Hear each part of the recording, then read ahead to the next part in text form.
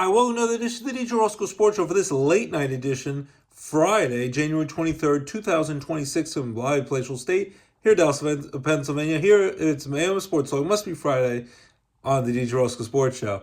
Very happy with you once again. Got a lot of cool stuff to talk about with sports. More playoffs as we get to conference championship Sunday for the NFL. As we go down to the Final Four in the NFL. Who's going to the Super Bowl? We'll know by this Sunday who'll be joining Bad Bunny in the Super Bowl, and Green Day is going to be performing as well to kick off the Super Bowl on February 8th. We got hot stove baseball news, basketball and hockey. We got frigid cold weather, snow, blizzard conditions apparently coming this way late Saturday night around 1 a.m. Sunday morning into like Monday. So a lot of things are going to get shut down. The the shelves at grocery stores are barren. They're being cleaned out left and right. People are trying to get they gotta get the milk and the bread and the eggs and the toilet paper. It's like when every store is like that. And with COVID, when people used to hoard, and people now hoarding when every time there's a bad storm is supposed to happen. Haven't had like a real blizzard in like 9 years. When a few months before my daughter Lorelai was born in March of 2017. So crazy stuff to talk about. We're late because we're here late because I just was at Penn State Scranton for their rescheduled doubleheader. It was supposed to be on my little brother Henry's birthday back on December 2nd. There was a little bit of snow then. There was no game. So reschedule against their local conference rivals, Penn State Hazelton Cougars. They split the doubleheader tonight. The women's team came back. They had a big time third quarter. They ended up winning 65-60 at home over Hazelton. They've won 4 in a row, and they have a nice winning record. And really have turned around because they used to have a lot of struggles. They're playing really well this year. The men's team has been playing pretty well as well. They had a lead at halftime, or at one point even late in the game had a lead, but they ended up losing 90-83 in a close conference battle. So depending on I covered the doubleheader, came home. Thankfully, Nana Fran was here to watch the kids. My wife's on crisis counseling on call. And we're going to probably be snowed in for a couple of days. So who knows? I'm going to write up my articles for the basketball games. I got my laptop here to write up the recap articles. But I want to do a quick sports show. So first I want to congratulate the Indiana Hoosiers. First time ever win a national championship in college football. They won a lot of championships in basketball back when Bobby Knight was their coach. But football, when Kurt Cignetti took over that program after the 2023 season, the team was terrible. They would come off a 3-9 season. They hadn't beaten anyone. I think in their whole history of their football program, they had won 6 games against like ranked opponents in the top 25, and they won 6 this year alone. Indiana Hoosiers got it done. Perfect undefeated regular season that beat the defending national champion Ohio State Buckeyes to win the Big Ten title game in a close 13-10 battle. Then had the first round bye. Rose Bowl January 1st blew out the Alabama Crimson Tide. They crushed them. And then the next week they crushed Oregon Ducks. The second time they beat them this season, they crushed them. And Dante Moore, I think, got scared off by the NFL by Stinky Jets, and he decided to go back to college. And they already had got another quarterback to replace him, but he'll be back, Dante Moore, for another year at Oregon. And then the national championship game, up 10-0 at halftime. But then Miami gave them a run for their money, played well, played hard. Back and forth affair, kept cutting it down to 3 points at home in Miami. They hosted the national championship game. You had Michael Irvin going crazy on the sidelines, Ray Lewis, all these former Miami Hurricanes on the sidelines. And in the end, Fernando Mendoza, it was a Cinderella story. I just figured it was too good to be true. They weren't going to come up short. Coach Ignetti had the intestinal fortitude and the determination, and if it didn't work out, they would have ripped them apart, to go for it on some key fourth downs. Mendoza went for this epic touchdown run on a quarterback draw, barreling over people like John Elway in the Super Bowl against the Packers when he was trying to win his first ever Super Bowl, and he won the first ever Heisman Trophy for an Indiana Hoosier football player, and Mendoza won the Heisman.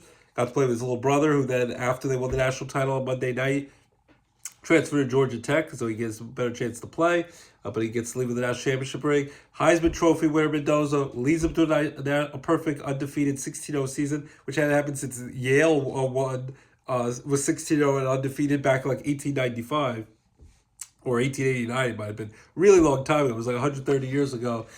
And in the end, it was the Cinderella season. and Indiana holds on. It was close to the end. Miami down by only 6 points because they had to sell for a field goal late in that game, Indiana. And if Carson Beck, who seems to be coached for like 30 years, would have thrown a touchdown there near the end of the game, they win by a point. But instead, Indiana gets the clutch interception. The defense stands tall, and Indiana runs out the clock and wins the national title on enemy ground at the Miami Hurricanes home stadium in Miami. 27-21. Miami still hasn't won a national title since 2001. First time in the national title game since 2003. And Indiana, first time, undefeated, 16-0, national champions. Kurt Signetti, in just 2 years, has taken them to the College Football Playoff both times, double-digit wins in both seasons, and now they're the reigning national champs. And they've already came up with the Big Ten schedule and already mark your calendars on my wife and I's 11th wedding anniversary, October 17th, 2026. They will have a rematch of the Big Ten title game. Should be an epic one. And it will be Ohio State in Bloomington at Indiana. So get ready. So before you know, it'll be back. And they've announced just today they will keep it at 12 teams for the college football playoffs. In the future might go up. Some of the conferences like Big Ten, SEC won 16 and 24. I'd be okay with 16, but I think 12 right now is fine. 24 I think is a little too much. Especially when you see some of the fringe teams who get blown out, like they saw with Tulane and James Madison.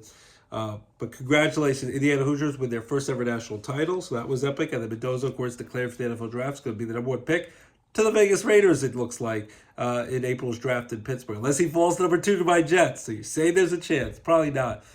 Tom Brady and the Raiders were scouting him at the national championship game on Monday night. Hopefully, he seems like a great guy. Hopefully, he's not corrupted by the temptation of Vegas with gambling and all the other craziness and a bad Raiders team for many years. Hopefully, he can turn it around. He's going to need some help. He has Ashton Genty, has Max. He has Crosby, the big time pass rusher, Max Crosby, and then he has Bowers, the big time tight end. So they have some pieces, but they have a lot of work to do. So we'll see what happens. So that we want to mention that. Now we're going to start with the AFC Championship game. We're going to give our official Championship Sunday picks when you're snowed in with 2 feet of snow. Who knows? Get the milk, bread, and eggs before it's too late. It's too late for already if you haven't ordered by now. 3 o'clock, we're going to have the Denver Broncos hosted the New England Patriots in the AFC Championship game. I picked the Bills to win the Super Bowl. They fell just short, and then they ended up firing their coach, Sean McDermott. Who knows? He'll probably get a head coaching job at some point, whether it be at this cycle or the next coaching cycle. But apparently, it was Super Bowl or bust for Buffalo. They ended up losing 33-30 in overtime. It was controversial. What looked like a catch, and then turned into an interception. They ripped it out of his hands before Cooks hit the ground. Buffalo, I think, will forever say that was a catch. It looked close, but they ripped it out of his hands. Broncos got the ball, and they kicked the chip shot field goal after some questionable pass interference calls. The last one wasn't so questionable because the defender pretty much tackled the receiver.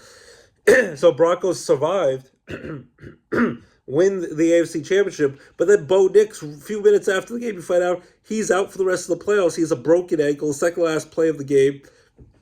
Broke his ankle, and now they have to go to the AFC Championship game against a very tough New England Patriot team who beat the Houston Texans with that great defense of the Texans. The defense played pretty well. By the end, C.J. Stroud really screwed the Texans over with all those key turnovers and interceptions, 4 interceptions all the first half, and the Patriots survived, especially that big-time one-handed catch to ice the game at the end in the fourth quarter when the Texans had cut it to 5. So now it's Patriots at the Denver Broncos. Everyone's throwing it back 10 years ago to 2016, and that was the matchup in the 2015 season in January 2016. Last time Peyton Manning and Tom Brady faced off, and Manning knocked off Brady to go to the Super Bowl, win a Super Bowl in his final season, to go right out in the sunset and go out on top. If Bo Nix was healthy and the Broncos were the mile high air, the number 1 seed, home field advantage in the championship game, I'd give Denver a real good chance here. I still think they're going to play tough. Jarrett Stidham who used to be a Patriot quarterback, was originally one of the ideas to replace Tom Brady. To me, he barely ever plays. He's a lifetime backup. Maybe he'll shock the world and they'll rally the troops like Nick Foles did with the Eagles back in the day. But I think in the end, it's going to be a tall order. I think if Bo Nix was healthy, I'd give the Broncos a great chance to win this game. But he really showed me a lot, finding a way to beat Josh Allen and the Bills. And I don't think the Bills should have fired McDermott, so now I'm curious who will be their new coach. I think it might be Brian Dable, the offensive coordinator, former offensive coordinator Josh Allen with the Buffalo Bills, and then had one really good year with the Giants and then fell apart. I think he might be the new head coach. Philip Rivers, who just was playing back for the Colts a couple weeks ago after being retired for 5 years. He was just interviewed today. But I think in the end, as much as I hate the New England Patriots, I won't mind if any of the teams win the Super Bowl as long as it's not the Patriots. Because as a traumatized Jets fans, all those years, Brady and Belichick bashing our heads year after year, and then they finally were bad once Brady left. But now they're good again with Drake May and Mike Vrabel and company. I think the Patriots are going to win this game. I'm going to root like heck. I hope I'm wrong. I hope the Broncos can shock the world and win at home. But in the end, I just think I don't have enough confidence in Jared Stidham. I think Sean Payton will coach him up to the best he can. Hopefully the defense steps up. The running game does well. But I think in the end, the Patriots, the Broncos keep it close, but I think the Patriots win 23-13, and they will go to Super Bowl 60 in Santa Clara, California on February 8th on NBC with Bad Bunny performing. As much as I don't want to see it, that's my pick. 23-13, Patriots go back to the Super Bowl. Please no. I hope I'm wrong. Hopefully I jinxed them by picking them. But I think they will go back to Super Bowl. And then in the NFC, it's going to be the Seattle Seahawks. And the other one seed, they will have home field advantage. For the third time, they will get to play the LA Rams, their NFC West Division rivals. This time for a chance to go to the Super Bowl. That will be at 6:30 on Fox. The first game is 3 o'clock on CBS. Seahawks dominated a battered, injured 49er team who was able to beat the Eagles, defending champion Eagles on the road in Philly the week before, but they had too much Seahawks, and they scored on the opening kickoff and never looked back. They destroyed the 49ers 41-6, and then their defense coordinator of the 49ers, Robert Saleh, the former Jets coach, now the Tennessee Titans head coach, and then the Ravens just got Jesse Minter, the former Michigan defense coordinator, and the Chargers defense coordinator as their head coach. Steelers and Bills still looking for a coach. Raiders still looking for a coach. Cardinals, Cleveland Browns. A lot of people don't even want to take the interview with the Browns. We'll see. But so now the Seahawks will host the Rams. Of course, the Rams won on a thriller in overtime against Caleb Williams and the Bears. He threw 3 interceptions, Caleb Williams, but he was sure interested. 4th down, he threw up like the falling back touchdown pass to save the day to get them to overtime at home in Chicago. But in the end, the LA Rams found a way to get in field goal range. Matthew Stafford and Sean McVay get it done, and the Rams are going to the NFC Championship game. They should have won both games against the Seahawks this year. They blew that 16-point lead in the fourth quarter on Thursday Night Football a few weeks back in Seattle. And they won the first match against them. I think the Rams are going to go on the road and are going to continue their road magic as road dogs. I think they're going to beat the Seahawks. Seahawks defense is strong. As much as I love to see Sam Darnold succeed, but I'm jealous and envious because I wish he would have done it with the Jets. And probably if the Jets weren't cursed, he would have done it with the Jets. But they didn't have a lot of weapons to help him, and they gave up on him quickly to go with Zach Wilson, who's terrible. I think in the end, I'm going to pick Matthew Stafford. He might ride out in the sunset if he wins this championship. I trust him more than I trust the Sam Darnold, the Seahawks. Hopefully he proves me wrong. I think the Rams go in there, and they're going to beat the Seahawks. It's going to be kind of a high-scoring game, but I think in the end, the Rams win. I'll go 27-20. They win by 7. The Rams, LA Rams, go back to the Super Bowl. It'll be the rematch of back to the 2001 Super Bowl, February 2002, when Tom Brady, as his first year as the starting quarterback of the Patriots, upset the greatest show on turf with Kurt Warner and the St. Louis Rams, and I think it will be a rematch. And then also it was a rematch back in the very boring 2018 season, February 2019 Super Bowl, where it was like 3-3 the whole game, and they ended up winning like 13-3, the Patriots. So they played each other twice in the Super Bowl. This time, I think the Rams, though, are going to beat the New England Patriots. I hope they do, so the Patriots will win another Super Bowl and surpass the Steelers for most Super Bowls in franchise history with 7. I think the Rams are going to beat the Seahawks 27-20 to go to the Super Bowl. And then I think they're going to beat the New England Patriots on Super Bowl Sunday in 2 weeks. And I think the Rams will win that one. I'll go with 34-24. And the LA Rams, I think, will win the Super Bowl, and Matthew Stafford will retire and ride out in the sunset, and then Sean McVay will have to work his offensive guru magic on the next correct the Rams. That's my prediction. I'm sticking with it. We love to hear it. Agree, disagree. Take two, call me the morning. It's not a tuba. And things that nature. Hasta la vista, baby. C is for cookie. That's good enough for me. Cookie starts with C. We love to hear you agree, disagree. You think I'm on the cuckoo pills. That's my pick for Championship Sunday. Oh, and you're so snowed in. So we talked NFL, talked college football, national championship. Basketball, my Knicks are struggling, but they crushed the Brooklyn Nets the other day, so that's fun to see. Still think Oklahoma City's the team to beat. Lakers still dangerous with LeBron and Luka, and then of course Jimmy Butler tore his ACL, so that hurt Stephen Curry, who's playing great as an older player, but now the Golden State Warriors are going to have a lot of problems unless they make a big trade at the deadline. Anthony Davis is apparently available. Celtics are playing strong as well. Hockey, the Pittsburgh Penguins have won 3 games in a row, just beat the Edmonton Oilers with Connor McDavid and company last night. Penguins have been playing well. Sidney Crosby playing with that fountain of youth, playing amazing. The baby Penguins just beat their arch rival, the Hershey Bears. The Bears in Hershey tonight, 4-3 in a shootout, so the baby Penguins won. The Pittsburgh Penguins are playing well. The Rangers play late night hockey tonight in San Jose. Flyers in action. A lot of late night Devils in action, late night hockey. So check out the hockey. So hockey, basketball, football, college basketball before you know it'll be March Madness. Baseball with the hot stove meetings. Dodgers got Kyle Tucker. There'll probably be a lockout, no baseball in 2027. So they're going for the 3-peat. They say the hell with it. Mets rebounded, got Bo Bichette, who the Phillies thought they had, but now they get him for $42 million, 3 years, $126 million. Then the Mets trade for Luis Robert Jr. from the White Sox. And then they also trade for Freddie Peralta, a big-time ace pitcher for the Brewers who had 1 year left on his contract. Maybe they'll get an extension. So the Mets get an ace pitcher. They get Luis Robert, who used to be a big-time power hitter, center fielder. Hopefully recaptures some of that talent he had with the White Sox, but on a bad White Sox team. Hopefully does well with the Mets. And they get Bo Bichette, who's a heck of a baseball player. The Phillies bring back JT Realmuto and Kyle Schwarber, but they lose out on Bo Bichette. I'm sure Bo Bichette's going to get booed when he comes back to Philly because he picked the Mets over them. And then the Yankees finally bring back Cody Bellinger. Hallelujah, hallelujah. 5 years, $162.5 million, and can opt out after the second and third year.